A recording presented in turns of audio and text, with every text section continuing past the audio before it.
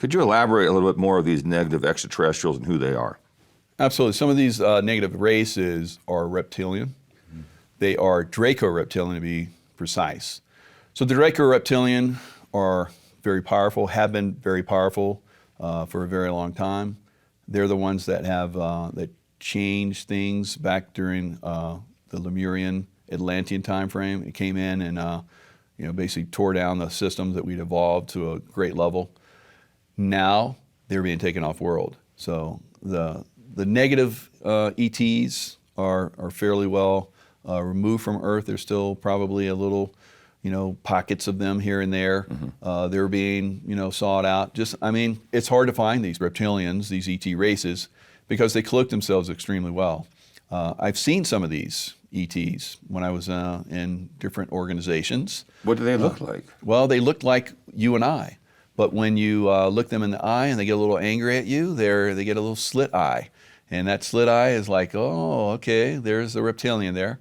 But not all reptilians are bad, like we talk about. And not all Draco reptilian are bad. The Draco are on their way out.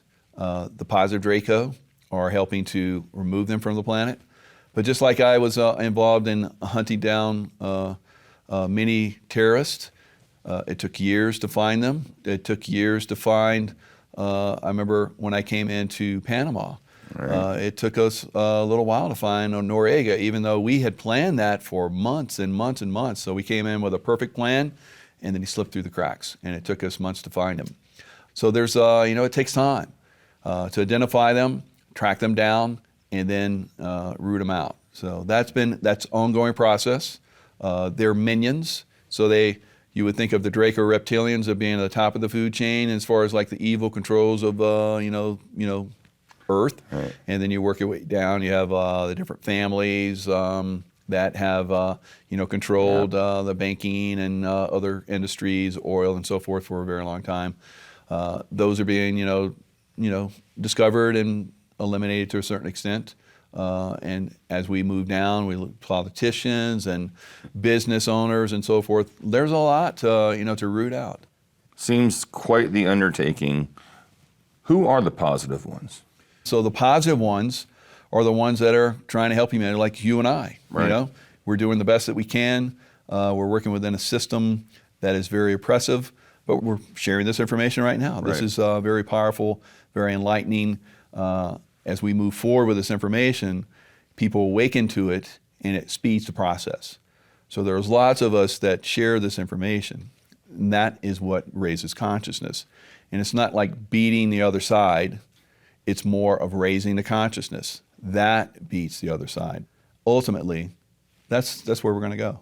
More people awaken to that and stop giving away their free will to the negative groups. Yeah. It speeds that process. What other missions can you share, Michael, that actually stand out to you? One of the most amazing ones was when I went to the planet Venus.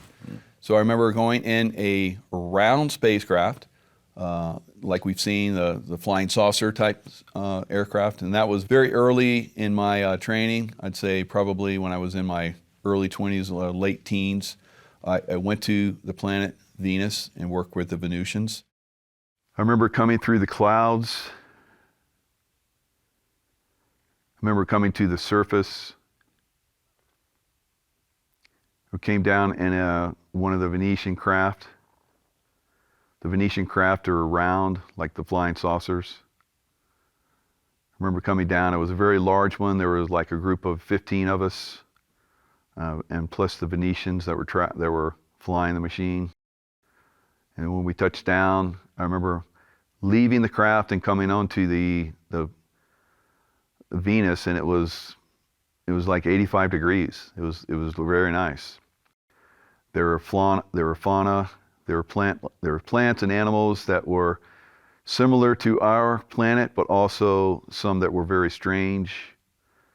So eventually we would go into underground surfaces, and there were cities underground, pyramidal structures underground, stones. The stones were like unbelievable. They were made of like a metal that was shimmery and shined, and it changed colors. Big blocks of stone that were put together in these buildings. They shimmered purple, they shimmered blue, iridescent colors. Some of the buildings would reflect what your energy was. If you were happy, if you were morose, they would reflect the color of your mood.